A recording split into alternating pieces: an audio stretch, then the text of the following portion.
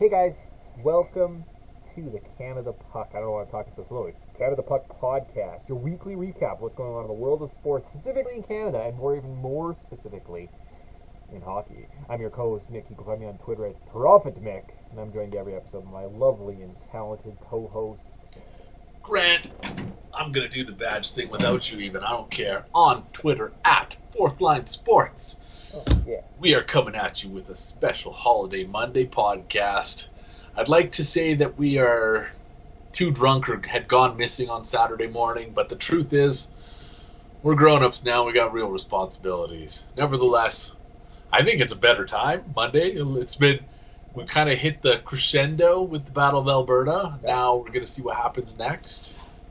Yeah, Saturday I think would have been too soon, right? Because there was, like, after the first game, you kind of get that bounce back by the other games too, but, like, you were still kind of unsure, right? Like, was it just a fluke? Is it going to be kind of one-sided series? I think now it looks like we're probably going to have a longer series, right?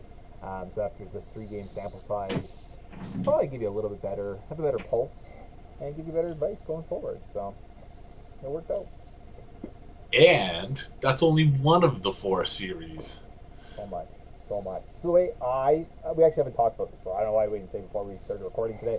I think we'll run through headlines of existing, right, of the 4 series that's going on, fantasy, Bettor Advice, and then we can kind of go do our post-mortem at the end, so we're not bogged down by Leaf talk right off the start of the podcast. If I've learned one thing about who listens to our podcast, it's everybody hates the Leafs as much as I do. So I'm okay with that. Yeah, cool. All right, do that. See what kind of time we have left. I mean, if we have 5 minutes, we'll spend 2 minutes talking about the Leafs. If we have 20 minutes, we can spend 2 minutes talking about the Leafs and go from there. Deal. Sold. My rule of 6 didn't apply, but we'll talk about that later. All right, sweet. Yo. So I think if we just roll through this, normally we pull up standings, go reverse order, but it's playoffs, baby. We only talk about playoff series. Talking about the game that's starting in just a mere hour and a half from the time of recording. The truculent, the President Trophy winning, the flying high, the Claude Giroux lidden Penguins. Oh my God, no. Florida Panthers, I saw the P and I panicked. Facing off against the perennial champion Tampa Bay Lightning. Can they get it done tonight? Are we seeing brooms tonight in Tampa Bay? The Florida Panthers, what happened? What's going on in this hockey series? I think that's kind of the fucking $1 million question here. What is going on? And I don't think I have the answer, but what I have seen is Andrei Vasilevsky continuing to basically, he's putting his dick print in the ice because that's how long his schlong is in the postseason, is that this guy just does it all. And that's not to diminish the Bolts' efforts because the Bolts are doing well. To limit, especially, they limited the Leafs, they limited the Panthers through 3 games. Nobody scored more than 1 goal on them over the past 4 games. Combination of improved defensive effort, but most of it is on Andrei Vasilevsky. So unless they're willing to hire a sniper, someone high in the rafters, really get Vasilevsky off his game, that's probably the only way you're going to beat him, is if you can try and shoot on a dead Vasilevsky. But even then, I would probably favor zombie Vasilevsky over, who was their backup that I always made fun of? Can't remember now. Doesn't matter. Was it Brian Elliott? I think it's Brian Elliott. Speaking of big dicks, there you go, the Moose. Holy shit. Huh. I guess that's why I did bring him in to try and humble Vasilevsky just a little bit. So, didn't work. Hasn't worked. No, and maybe Vasilevsky's out buying Swedish penis enlarging pumps. Who knows? Yeah. I don't know what he does in his free time, but whatever it is that he is doing, it's working. Yeah, and I mean, I think we're just seeing the winning pedigree and a team that's now played together at a high level for multiple years, right? Like, realistically, going back to even the sweep in the Columbus series, it's been this core. They've been kind of rolling through the playoffs the last couple of years. They've had success kind of before that for a season or 2, right? So this is 5-6 seasons of kind of the same core. Yeah, they're aged, they're worn down, but they play some really tight defense, and that's something I've never. I don't know if I've watched the Tampa Bay Lightning play over the last couple of years, but I was very invested in the last series, and I've actually watched 2 of the 3 games. Plan to watch tonight's fair, They play phenomenal defense, like team defense, team offense. They kind of move together as a unit. It's creepy. Like it almost looks like a video game when they're playing it. As soon as a defenseman shifts, a forward will cover, and they kind of like move together as pieces, as like a whole, not just individual players on the ice. And I think we're just seeing that experience trumps all, right? And these kind of up and coming teams that are still, I don't know, figuring those things out. Maybe they're kind of having these big pieces move in and out, are flummoxed to beat them, right? The Panthers have gone cold. I don't know if that's gonna be said tonight. I think we might see a bit of a different story, but yeah, Tampa Bay, they're just great, good, solid team. I keep waiting for this team to run out of gas. It's not happening now, and the thing that kind of perplexed me at the outset was that Tampa Bay was, I think it was plus 140, plus 150, somewhere in that range in the series price. I was like, I don't know if Florida's earned that type of respect. Like, not to diminish their efforts, because obviously they're a great regular season team, but we chatted a little bit about it a couple weeks ago. It was like, they're a relatively young and inexperienced team, and I think that's showing against the Lightning, because they are, as you more elegantly stated, they're just getting outplayed. That's what it boils down to. Like, it's just Tampa Bay. They have those little chinks in the armor, but they don't let that kind of falter what they're doing right on the ice, and they're all focused, and you're seeing that. And I mean, really, realistically, the Panthers didn't look great against an aged Washington Capitals team, right? Like, they didn't put them on the ropes. They were actually on the ropes at one point, and they had to kind of fight back, right? So, and if it wasn't for those kind of performances from, who's the buddy that got like 5 goals? Carter Verhaeghe had a big showing. So did like if it wasn't like for a Verhaeghe stepping out doing, this all-world thing, like who'd be seeing the Capitals right now, right? So it's, I mean, I don't know, it's kind of ran out of gas at the wrong time, Panthers. You dumb bastards. That's it. So all those random 7-2 losses against Detroit that we saw late in April, we're like, oh, these are bad signs for the Lightning. They're like, this doesn't matter. It doesn't matter what spot we're in, we'll win. So. But the silver lining, if we want to try and identify a silver lining, Joe Thornton draws into the lineup tonight. To me, that's kind of like, it kind of concerns me a little bit, because that for me this is probably Jumbo Joe's farewell. Yeah, it might be. That's it. All right. Well, then tune in, folks.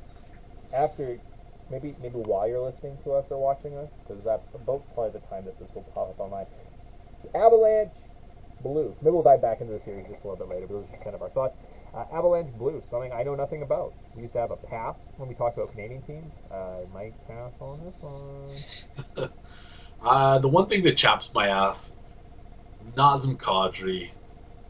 What a fucking Goomba this guy is. Like, if you talk about somebody who, he doesn't deserve nice things, and maybe that's the most, like, polite way of saying it. Year after year, this guy does some dumb fucking thing, and for some reason, his teammates, his coaches, everybody steps up to defend him. And, of course, people will probably recognize I'm referencing the Jordan Binnington incident from Game 3, in which he just charged Jordan Binnington in his crease, kicked the guy. Basically, Binnington's done for the series, and Kadri, for some reason, goes unpunished. It doesn't make any sense to me. We saw the play. We saw whatever defenseman take away a lane, and Kadri had basically nowhere else to go but into Binnington. But he made no effort. Like, if you watch the play, and if you watch it once, he makes no effort to get out of his way. In fact, he actually lowers his shoulder into Binnington. So, I don't know. Just a cheap-ass play. I hope he gets what he deserves, but, maybe Ryan O'Reilly. I don't know if the Blues have somebody who's really going to go out and try and deliver a message tonight. Whatever it is, I think that it's too big of an obstacle for the Blues to overcome, because there was such a huge gap between what we saw from Husso early in the postseason and what Binnington did once he stepped into the starter's crease. So I think this is it for the Blues. I think the rest is just a formality. And like I said, my only hope at this point is just that somebody grabs a hold of Kadri and they sort it out the old-fashioned way. Yeah, well, it is a real tricky. So I didn't see it before. I had taken the time. I watched it quickly just kind of before we started recording. Like, there is an argument that, yeah, Rosen bumped Kadri, like, out of his lane into Binghamton. Sure. But you're right, there's also that little bit, you're like, but, like, he could have maybe at least tried to stop, and the fact that, like Grant said, every single year there's something, right? He's got a suspension for X, Y, and Z, right? Like, lots of that stuff. He was a top 4 player for Toronto for a couple seasons, and each of those 3 seasons he would take some type of suspension late in the series and cost them majorly, right? I mean, he looks like he's doing similar things because it's not a first-time offender, it's a repeat offender at this point. You kind of have to look at a guy like that, and regardless of what he does in the regular season and kind of the offensive capabilities, you need guys like that even in the league. Like, aren't they just kind of cancerous to the overall product of the game when they start doing things, swaying series just because of dumb dick-ass plays? Yeah, he's a slimy play. Slimy play. Well, let karma decide. I mean, Brad Marchand has a ring, and, seems like he gets nice things. So sometimes the hockey gods aren't fair.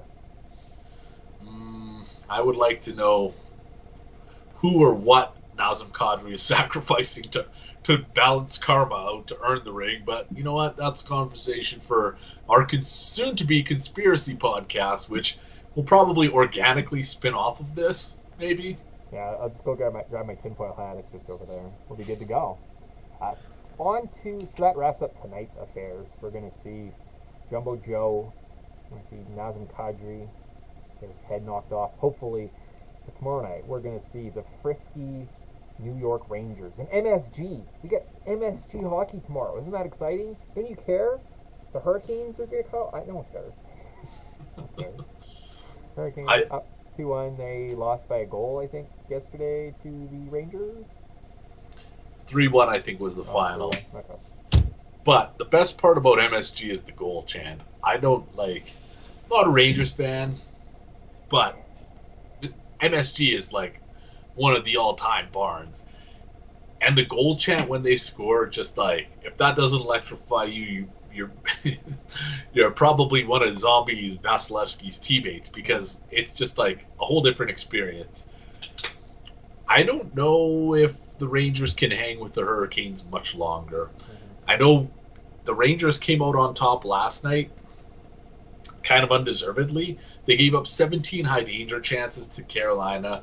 Shesterkin, I don't want to say, he basically stole the win.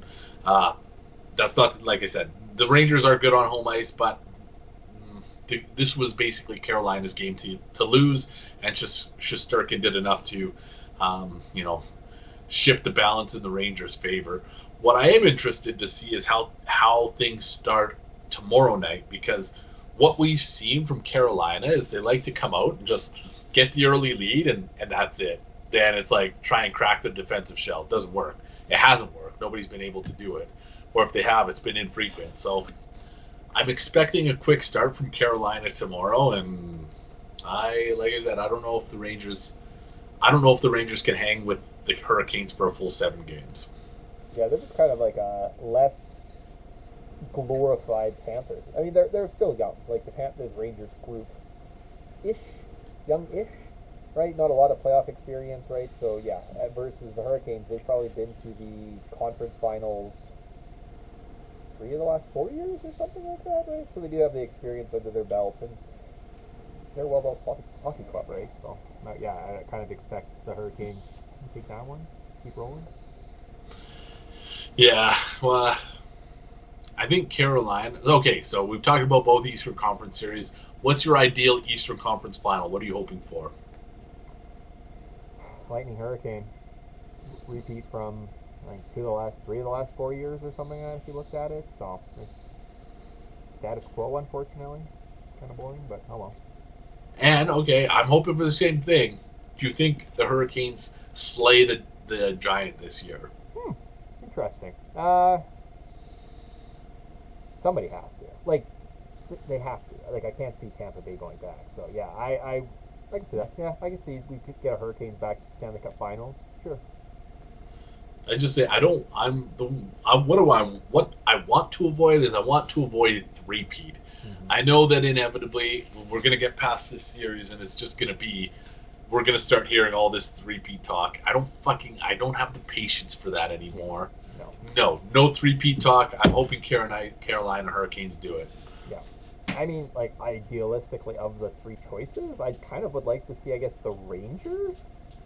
Not that I, like, love New York by anything, but, like, at least that's an interesting fan base, and, like, there is an actual fan base that exists there, right? And you would see kind of, like, imagine they put on some fun performances or something like that, right? And give you something to talk about, so, but, there's, like, 12 Carolina Hurricanes fans.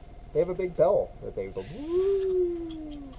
It's the storm warning. Yeah, there you go. Wouldn't it be something, though, if the Rangers and Panthers, like, we just put our shine on it, and all of a sudden it's Rangers-Panthers? Great, awesome. Let's see it. I don't know. I got time for it. Let's do it. Let's do it right now. Well, but Grant doesn't have time, because Grant has to...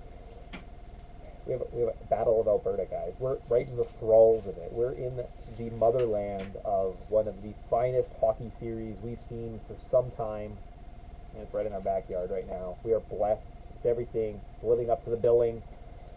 It's great. I think because we recorded last week before the Game 7s happened.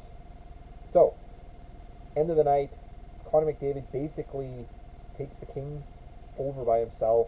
They controlled the puck the majority of that game, were successful, and Flames somehow beat Dallas's goalie Oettinger.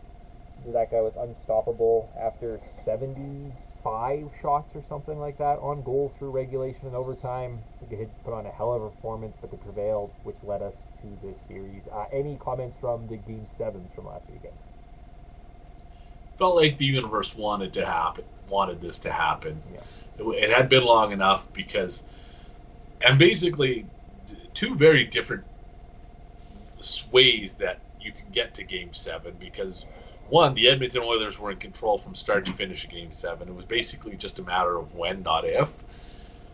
And that's not to say that the Flames weren't in control, but they just were, Oettinger was unflappable. There was just no other way to put it. And it felt like we were getting to that stage where it was like, all right, well, basically this is it was just a bad bounce or a bad shot that was going to get Dallas the win.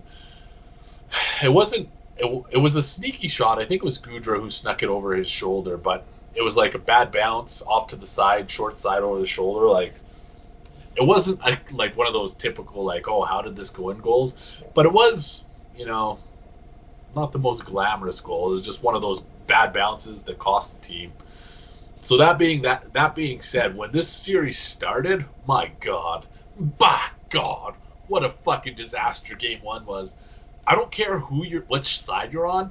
Flames fans are going to say, "Oh, it wasn't a disaster. It was a bigger fucking dumpster fire for the Flames than it was the Oilers." And I don't care if I have to defend myself to the death for that. The Flames blew a 4-goal lead twice. And what came out of that was just that, oh, look how good. They scored 9 goals, 15 goals total. No one's going to keep pace. You fucking blew a 4-goal lead twice. Don't come at me with this, oh, we're so much better take. And we've seen the outcome since then, and that is the Oilers adjusted their defensive play. Mike Smith stepped up, and all of a sudden it's, this is not the Flame series to lose anymore. This is the Oilers series to lose. Yeah, no, big swing. 7:20 to be exact. 10 minutes before puck drop, I get a text from Buddy. He's like, Oilers plus 1.5 tonight? That seems pretty easy, right? Parlay that with a Connor McDavid goal, and I was like, Buddy, I'm throwing all the money I have on the under in this game because, like, no one's scoring goals tonight. I think the under of 6.5 was dead at, like, the 12-minute mark in the first period. So, good job, me. I had the under in that game, too. And I was thinking... Chase. That's what you do when you lose. You bet more to kind of make up the losses. In Game 2, what's the worst that could happen? Of course it's going to go under. Do you think I chased 3 times? No, I guarantee you didn't, because that's when it stayed under. So as soon as you let go, the universe could say this is okay. No, I brute forced another under bet last night, and I put a lot. Like, I mean, all said, I made $5. I'm up $5 from what I started initially. So you have to imagine like the intensity of those bets kind of increased after each game. If they would have scored 2 more goals, I don't know what I'd be doing right now today. Like, I might have to go find a part-time job or something. But like, I made $5, so we're good. Yeah, that was like, I don't want to say it was nerve-wracking, but it was nervous at the end. The power play, the empty net, like, holy fuck, Mick, like a whole bunch of stuff could have went wrong. Oh yeah, 5 goals. I was like, uh-oh. So that's it. So yeah, comes back. Team, was that Friday night? Later affair. 8:30 start time out here on the mountains. So 10:30 on the East Coast. A little bit late. I could imagine a lot of guys not staying up. Just damn good hockey game. Looked bleak at the beginning though. Mike Smith let up an easy goal like minutes in. There was that weird goal off the face-off in the offensive zone where the guy just skated in, scored. I think it was Richie or something like that. Scored undefended. That didn't look good, but Edmonton shut it down, brought it back. And yeah, things are looking okay up in Edmonton. I think that was the turning point for me, and that was if they would have conceded defeat then, and that is yanked Mike Smith and put Mikko Koskinen in, I don't think we're having the same discussion right now. No. And kudos to Jay Woodcroft for having faith in Mike Smith to bounce back, because he did, and he carried the team the rest of the way. He looked great again last night, shut out till 55 or 56 of the minutes, and that's when they finally broke through. Oh, that's another thing we got to talk about. Lucic running Smith behind the net. I feel like there would have been more bloodshed in a simpler time, and I was a little concerned that they didn't respond accordingly. Who I think it was Archibald. If you watch the replay, Archibald, who's a fucking small guy, he comes over top of Lucic and just fucking hammers him one, and that was it. That was the end of the play, and I was surprised there was no fallout afterwards. I don't know if there's going to be fallout, because I don't think Lucic returned. I think he left after that.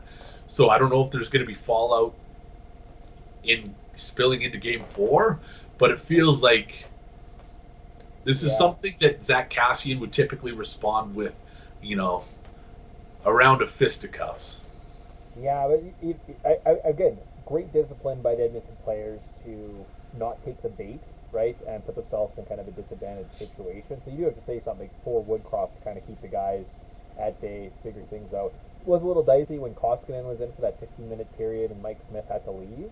But like them taking him off the ice, just that passion that he showed, and then his play when he kind of returned to the ice. He's big, he's goofy, he's old, but like you're getting one hell of a goaltending performance right now, especially in this series from this old bugger. So it's kind of nice to see, right? I'm not a big jersey guy. Mick, jersey guy. Every week he's got a cool new jersey. I want a Mike for like a month, but yeah, thanks. I want a Mike Smith jersey is where I was going with that. I want like one of the bloodstained ones that's got Cam Talbot blood on it, like an authentic one. That's what I want. I could see that. I was like, I kind of feel like maybe Grant wasn't high on Mike Smith, but like this is one of those series that like endures Mike Smith as like, regardless of the outcomes. Like this is like a Dwayne Rollison-esque series for Mike Smith. He's going to be etched in Edmonton Oilers lore or something like that. Like we had the goalie. His name was Mike Smith. He was there. He was 75, but like he was scrappy, But Dwayne Rollison reference, that should take you. Oh man, you know what? What if we see a repeat of 2006 when Edmonton played Carolina? That would be something, hey? And the storyline, like Smith versus Rollison. Brindamore, I think, was on the Carolina Hurricanes then, and now he's the coach. Man, talk about full circle. So the goalies for the Hurricanes that year were that Red Deer guy. What was his name? Cam Ward and Martin Gerber? Is that who it was? Okay, all right. I was wondering if there was some type of weird tie. Was like, did they have like an ex-Leafs goalie or something like that as like their backup? But Martin Gerber. All right. I don't know. I'm just double checking because I think Brendan Moore was there. He might not have been. I know he was there for one of the cups. They had a Stahl brother. Brendan Moore was definitely the captain at that point, so he's the coach now. He's there. They have one Stahl. All right. History repeats itself. Cool. All right, 2005, 2006. Carolina Hurricanes. Just open, you dirty bitch. It was Cam Ward and Martin Gerber. Great. I was paying attention then. Yeah, good times. So that kind of gets cut up there. We will be giving you a little bit of gambling advice, maybe dive into fantasy first before we kind of come back to betting. Anything else to say on either of those series? They're fun. I like playoff. Yeah, you're doing yourself a favor if you're not watching this Oilers-Flames matchup. Living up to the bill. Yeah, it is. Agreed. But we do have some gambling stuff to take over. At least lament. We have some gambling advice to lament. Yeah, so we'll start with our FanDuel lineup. We did that last week. I did throw one in this week. I don't know, 2 games tonight. In theory, this podcast is up maybe before anyone can actually use anything. I don't want to give out all my good ideas. I swear I was just lazy. But I won. I got 4th place out of 51st last week. I was like 2.4 points winning 3rd. I won $4 whole with my dollar wager. Can't stop me. Can't stop, won't stop, I think the kids are saying this week. I don't think I was so lucky last week. What would that have been? The 14th? Is that what this is? Does it say? I think it was the 14th. 14th, yeah, let's look at the calendar. Yeah, it sounds alright. Oh, damn. Progress, Mick. Normally I'm in the 600s. 528 out of 7-something. Not bad. Let's see here. Matthews 16, Bergeron 16, Marner 9.6. You know what? Jake DeBrusk was the high guy at 18.4, and the rest of everyone else pooped themselves. Thanks for nothing. That way. Yeah, I got Jakob Slavin at 28.8 on the back end. Mike Smith, 43.2 in net. Great little spin there. And then Connor, 29.6 points. So, not bad. But we don't live in the past here. No. We are here and now type people. Yep. We whipped this together last minute. Felt a little natural. Normally that's a good sign. Normally I fight things a little bit, but this one felt good. All right. Mick, who do you got? I got nothing. I told you I didn't do anything. You didn't get anybody? Oh, I thought we were talking about doing things. Well, then I'm going to sound like a real a-hole for doing this. But I'll whip through. Basically, I'll let you know who's cursed tonight. Right. Because I have faith in them, which means the universe will strike them down. Ryan O'Reilly has been the heart and soul of the Blues basically ever since he came back. I think that he is going to be amped up tonight. He's going to be ready to go. It's an emotional game, fighting in the name of Jordan Binnington. So I have Ryan O'Reilly and Robert Thomas and Colton Parayko as Blues players that I think have good showings tonight. They're joined by Steven Stamkos and Patrick Maroon. Oh, and Victor Hedman from the Lightning. Can't forget Mr. Andrei Vasilevsky. Well, is he big dick or is he medium dick next to Brian Elliott? Well, everyone's medium dick compared to Elliott. So. All right, medium dick Vasilevsky. I also got Tarasenko. I'm gonna build it so our YouTube audience can see what's going on. I missed the second. So I got Ryan O'Reilly, Robert Thomas. Who's your second winger? Or your first winger, I suppose? Then it goes Steven Stamkos. Yeah. Patrick Maroon. Where's Big Rig? Good old Big Rig. I imagine he's probably a small dick next to Brian Elliott, but who knows? No, I said Perron. Did you say David Perron? So Patrick Maroon, Colton Parayko. Parayko, that's what I'm looking for. Parayko. I don't see him. Oh no, this is not good. This isn't fun. Well, we're on to defenseman. Parayko's a defenseman. Oh, okay, there we go. That's what's going on. You got Stamkos and Maroon up front? I couldn't find Maroon, but I got a blank space for him. Parayko. It's a lot more difficult than I thought it would be. I was like, he'll just naturally talk and I'll go through and click through them, but it's been a miserable time. Well, maybe I could have made it easier. I don't know. I would have slowed down and given a little bit more rationale for everybody, but I also forgot. Basically, once I hammered through my first top 6 spots, I realized I had a whole shitload of money left. So that's how I ended up splurging a little bit on Tarasenko and Vasilevsky, and my last guy, who was Valerie Nikushkin. Anyways, I don't want the Avs to do well. I don't think they deserve nice things.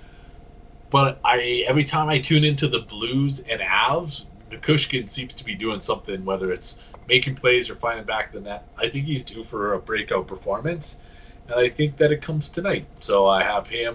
I think he was $6,100. I think that was basically, he was the last spot I filled, and it basically took me to $0. So. Okay. Who's your goalie? Andrei Vasilevsky, medium dick. Gotcha. All right. I need a defenseman and a utility player. Not Toronto. Who's your other guy? Hedman. Victor Hedman. That's a simple one. And then last utility spot, Valerie Nikushkin. And then Tarasenko, Vladimir Tarasenko. Yeah, all right, so there you go. So everyone, you can now have visuals too. Exciting. For those, mouth breathers. We'll call them mouth breathers. We just want to offend more people. Yeah. Use your ears, mouth breathers. Tampa Bay St. Louis stack? It's all right. Well, we'll see. Once we organically roll into Bettor Advice, you're going to say, what the fuck is Grant actually on? But, none of your business what I'm on, I guess. Right. I was also kind of wanted to see what would happen if I just built your lineup on my screen. Not great. I maybe wouldn't do that again. So, no.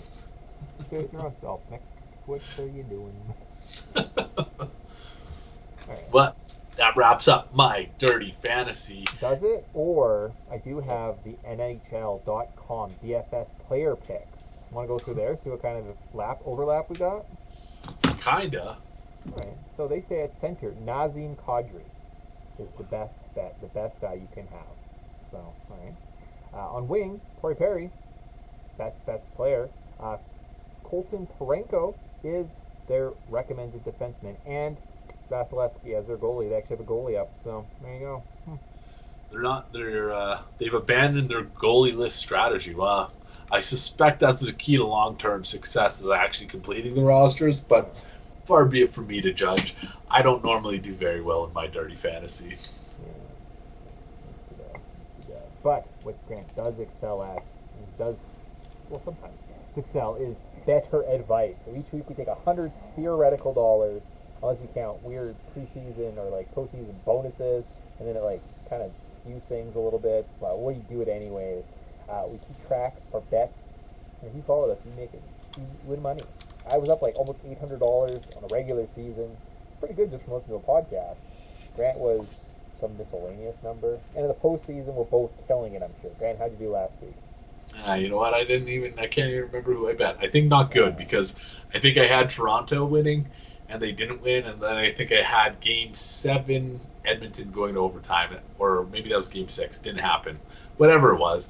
So, not good. So, forgettable season. Forgettable. But that's just basically making your aura expand, because I know it's been a good year for you. Yeah, I did all right. I think I don't. What did I have? I had an Edmonton Flames parlay from the preseason show that hit. I had Tampa Bay winning at like $50 on that or something to cover the series. So those two both cashed in. So all the bets in theory I gave actually were wrong. But I did have a parlay over 5.5 goals in the Boston Carolina game, which hit, under 6.5 in Tampa Toronto, which hit, and then under 6.5 in Edmonton LA. So there you go. So I hit a parlay plus 533. Great value. No matter what you bet on that. $5, $1,000. You're laughing. So I'm up $241 this postseason, which brings my total up to over $1,000 on the year. Killing it. Oh God, that looks so good. Yeah, that's it. Grant, miscellaneous. We're not sure. Probably the exact opposite of that. Minus 1,000. He's a clerical error away from you being good and you being bad. We don't know. But this week I got 3 plays with my $100 hairs in descending order of confidence. So I'll start with my most confident, work to my least confident. Grant, how many plays you got? I only have 1 because I have to try and catch up, and I'm in the Hail Mary part of my season. So cool. All right, so I'll start tonight.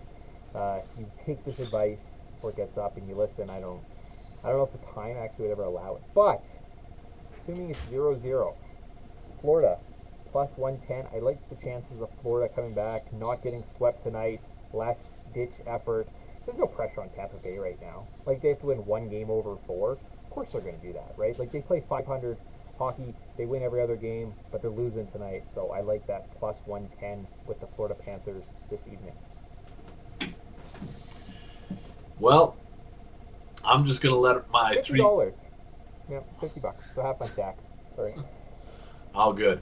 All right. Well, one of us is going to be right because I have the Tampa Bay Lightning as a part of a 3-team parlay that I have bet all $100 on.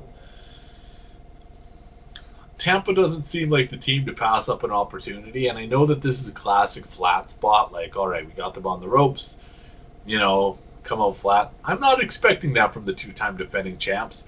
One thing that I looked at, there was two things actually that kind of sealed it for me. One, Andrei Vasilevsky in the postseason has a 1.61 goals against average and a 93.0% save percentage on the second night of a back-to-back. They don't happen that frequently, but I think it was 2 games. I like that stat. The other thing was the defensive efforts that we're seeing from the Bulls.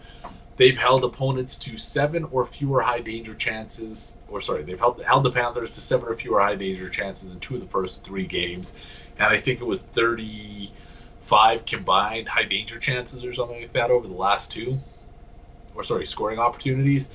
So it feels like to me the betting market consistently underestimates Tampa's chances, and at minus 125, I'm on the Lightning train. I'm done getting burnt by betting against them and hoping for bad things. Oh, cool. But the 2 legs. The other 2 legs, so Colorado Avalanche, minus 160. You might think, oh, Grant, you just have a blue stack on My Dirty Fantasy. Well, guess what, universe? Fuck you. I'm winning one of these. So, Colorado Avalanche, minus 160. The one thing for me that cinched this was St. Louis entering Game 3 was plus 140. Entering tonight's contest, plus 130 with a worse goalie. I don't agree with that at all. I couldn't rationalize this team being at a better price with Husso than compared to Binnington. Didn't make sense. So it was on that basis that I thought Colorado at minus 160 was worth a play. Last leg, Carolina Hurricanes at New York Rangers. I am on the Hurricanes as underdogs. Minus 105 is what I have. 17 high danger chances last night in Madison Square Garden. Like I said, once they get out early, it's just a matter of them forcing teams to play their style, and it's the impossible task. They were first in the Metropolitan Division. They have shown through the first 2 rounds of the playoffs that this works. They win low-scoring games. That's their method, and nobody can beat them at it. So minus 105. I don't know if this price is gonna. I can't get a read on where this price is going, but I'm comfortable taking them as an underdog price. It might be worth waiting to see if the price goes down to plus money. All 3 legs plus 471, $100 to win $471.07. Sweet. All right, that gets you right back into it. So there we go. Some other 2 legs, technically tied to the other game. So tomorrow night at Monday, May 24th at 9:30 Eastern. So 7:30 your time. There you go. Look at that. I like Calgary Flames tying this one up. Even money there. So that's $30. And we're going to go over 6.5. I've been riding the under train. I got burnt twice.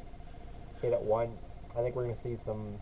I think they're going to get to Mike Smith at some point, right? So we're thinking at least 4 goals, one side, maybe at least 3 to kind of keep it even. That gets you to 7 right there. So we're going to go over, even, $20. Flames over. I'm a happy boy. I was looking long and hard at that. I was thinking about including it, but I was like, you know what? Maybe I will. I'm going to toss this in for shit and giggle. It's probably going to be the only pick that I get right now. I want that to be a 4-leg parlay. All right, I included it. I'm up to $1,000. 1,021. That would tie us on the year. Well, no, it would get me. You got to think Jeopardy rules. I got to get back to 0 first. Oh, then I have to get to the next one. I feel and like if you hit this parlay, you owe it to the listeners, the viewers, to have to like go and do the work of like figuring out all your parlays all season. We're only on episode like 28, so what's that going to take you? 4 days?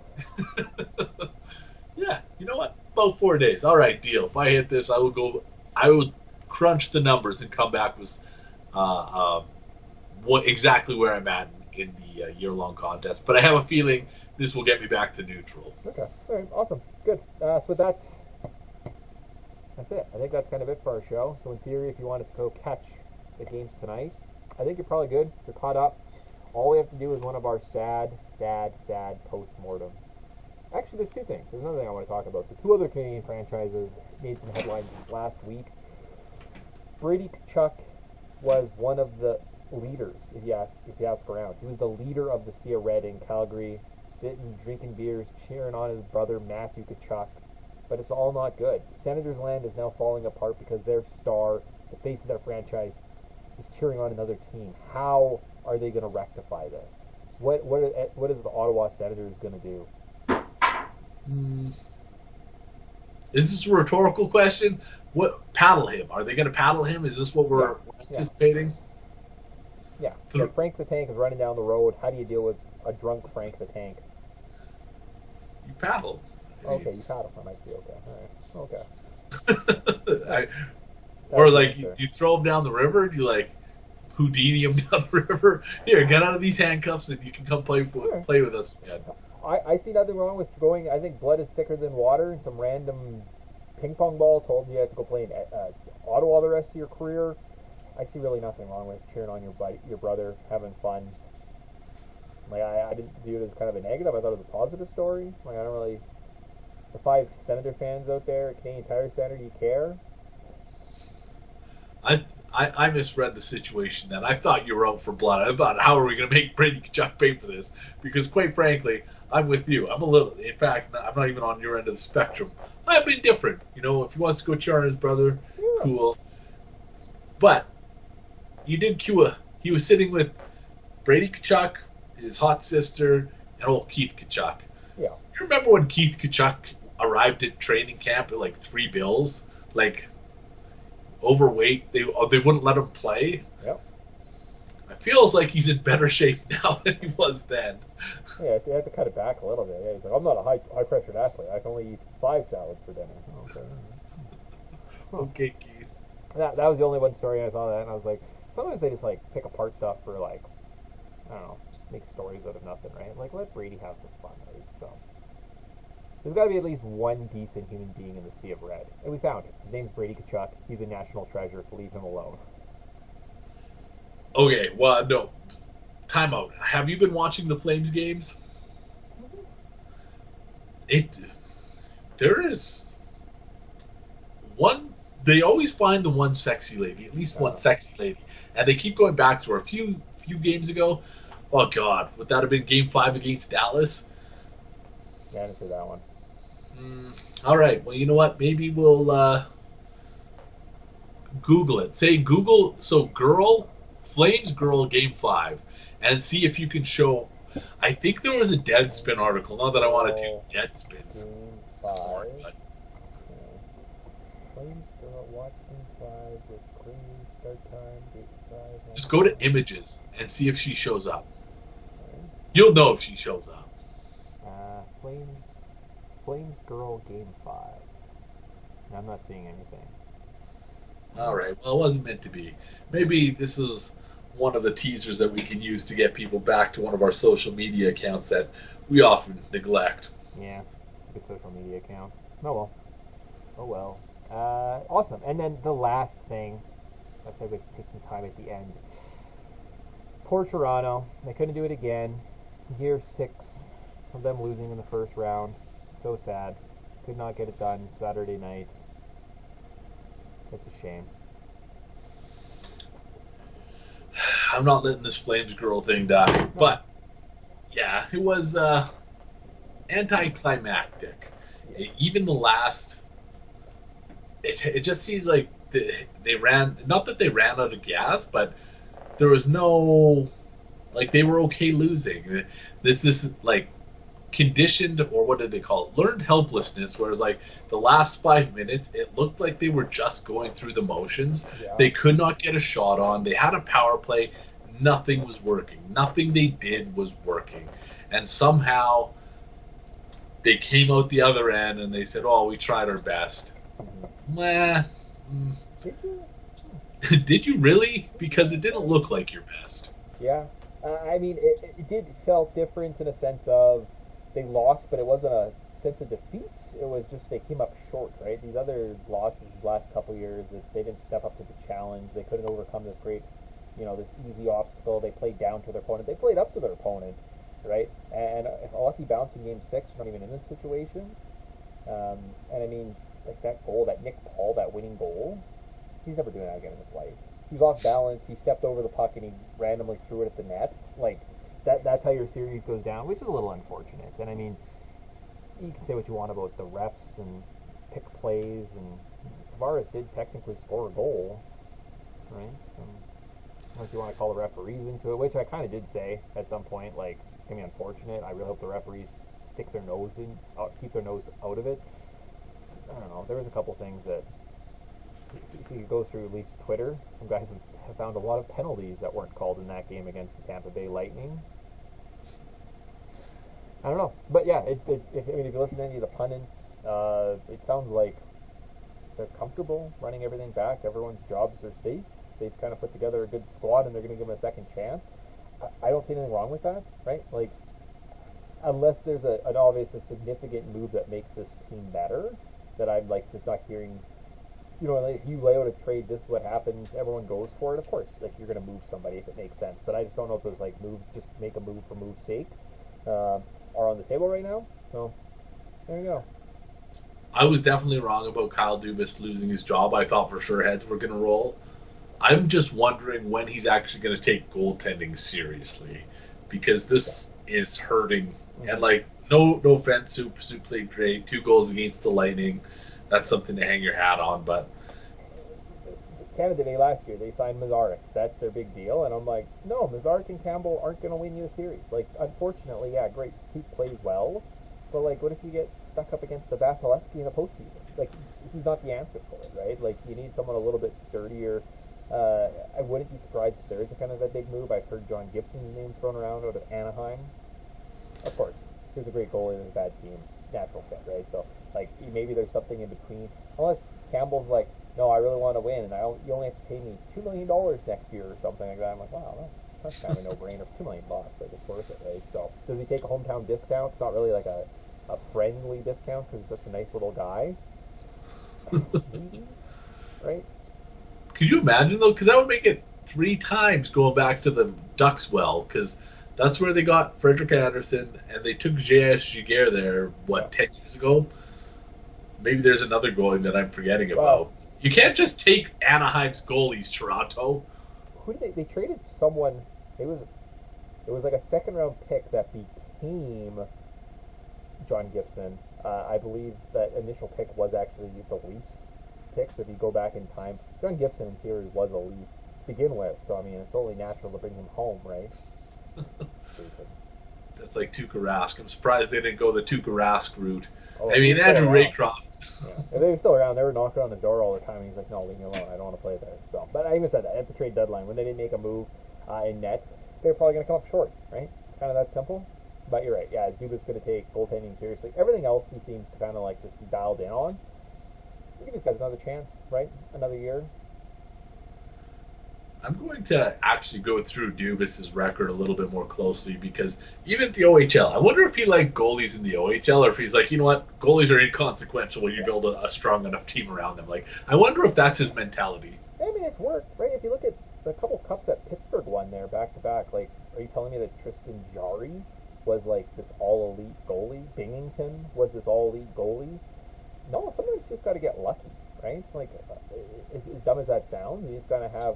Like, they kind of seem like they're built more on like a Pittsburgh model than, say, like that big goaltender and move forward, right? So. Yeah, different strokes for different folks. I say it almost weekly now. Players are a function of their system. So, goaltending, playing behind Pittsburgh's defensive system, you could, to prove your point, they've had 3 different cup-winning goaltenders over there. It was Matt Murray, Tristan Jarry, and Marc-Andre Fleury, who's won the cups for them over the last 12, 15 years. So you're right. It's just they don't have that goalie, that X-factor goalie that Jarry was, or that Fleury can be. And like you buy an average goalie, you get average results. Sorry, Flame or Leafs fans. Yeah, and rather than sit here and tell you about every single trade I've heard and every like theory that I've read, kind of seen posted online, it stings a little bit. But I did win a lot of money because I had a lot of money on Tampa Bay, so it's kind of like, well, I'm sad, but at least I have some money in my pocket, so it stung a little bit last, right? And the old emotional hedge paid off for Mick Rushton. And again, it felt different. Most years, people just point and laugh at me and call me an idiot, but like they were saying, like, "Oh, you guys were really close this year." So, like, I think everyone's trending. Like, they've actually now felt bad for Toronto Maple Leafs fans. It's this weird thing that's happened. I've never experienced it before. People have sympathy and empathize with me. Yeah, that's a weird spot to be in for Toronto fans. But that might just go to show like how likable Marner and Matthews are. Like, they're kind of the other guys. Like, how do you hate these guys? Like, they just go out there and they play really good hockey. It's hard to hate guys. Like who hates Connor McDavid right now? Well, I still hate Austin Matthews. I like Mitch Marner, but I mean, you pick or choose. Like, they have someone that's likable there. The only thing, that's it. Anything else with the Leafs? That's kind of all I got. I'm sad. See them next year. Go get them, kids. Yeah, I could let you lament for the next hour. I'm sure there's lots you'd like to talk about, but for the sake of keeping things, an hour-ish, it's probably time to move on to the final segment. I would like to give a big shout-out. I bought this Austin Matthews before and after. He's got his fun little driver's hat there. It came from Marie's Card Shop out in Quebec City. She had a little note. It said, "Sorry for your loss. Good game." I thought that was kind of cute when I got this card this last week. Made me so sad I shaved my mustache off, so... Well, you can grow it back with Austin Matthews next year. All right. And the only other thing I just was thinking about, speaking of, because I have a Evander Kane before and after sitting in a stack of cards somewhere. It's weird that Evander Kane scored the exact same goal 3 times against the Flames last night, right? Seemingly the same goal, but he went backhand the first one, forehand the second one, backhand the third one. I legitimately, the second goal, I thought was a replay. Because when it happened, I was like, oh, obviously they're showing a replay. Like, how does a defenseman get beat like that again? And I was like, oh no, the score changed. And I was like, what the fuck just happened? Like, it was bonkers. Absolutely, I've never seen that. A guy scored the exact same goal 3 times. Like, old Jacob Markstrom can't get out of his own mind at this stage, because Evander Kane he's up there paying no rent. That's for sure. Oh yeah. So there you go. So that's everything you need to know. All we need to know now is Babe of the Week. Grant, I almost have a mission statement for future Babe of the Week, but I will tell you off air because this is quality content. I don't want to wreck it. Who you got for me this week? So, I am still locked out of Instagram. So we're playing the same game we played last week. 8. Only I couldn't find the list, so now it's a list of 30. So, and I will say the lady you chose, Louis Wen, different number on this one, and I looked into it. Not an Instagram model. So I swear to God, if you pick her twice, the universe is trying to tell us that, you know what, maybe we should reach out. Maybe she's a producer. She's the thing that, the X factor that pushes Canada Puck over the edge. But this one's 1 to 30. Give me a number. 8. 8. Miranda Kerr. So Miranda, as you would expect, MIRANDA Miranda Kerr. Again, very objectively, very beautiful young lady. She models high-end designer clothes, wedding outfits, and just lots of casual wear around the house. Nothing I would say that's like scandalous, though. All right, how many Brian Elliott cocks out of 5 would you give Miranda Kerr? Miranda Kerr, you are 2 moose cocks out of Brian Elliott's 5 moose cocks. 2's not a bad number because those are big moose cocks. Oh yeah, you couldn't do more. I'm sorry.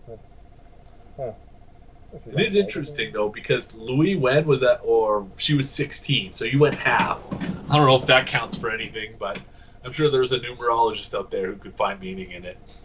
There you go. Yeah, tell your genius idea after the fact. But other than that, I think that's a show. That's a podcast, so good job, us.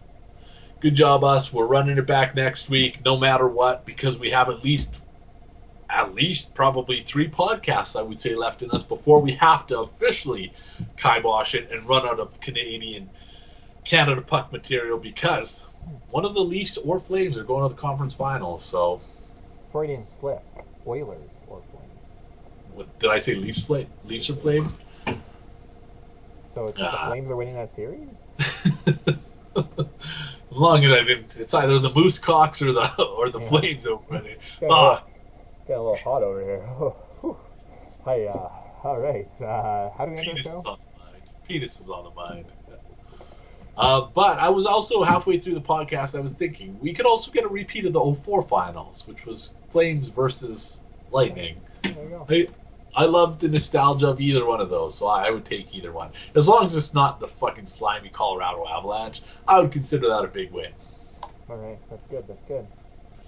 But we will be back next week with more quality Canada Puck podcast material. And until then, we only have one thing to say. Party on, Mick. Party on, Grant. See everybody next week.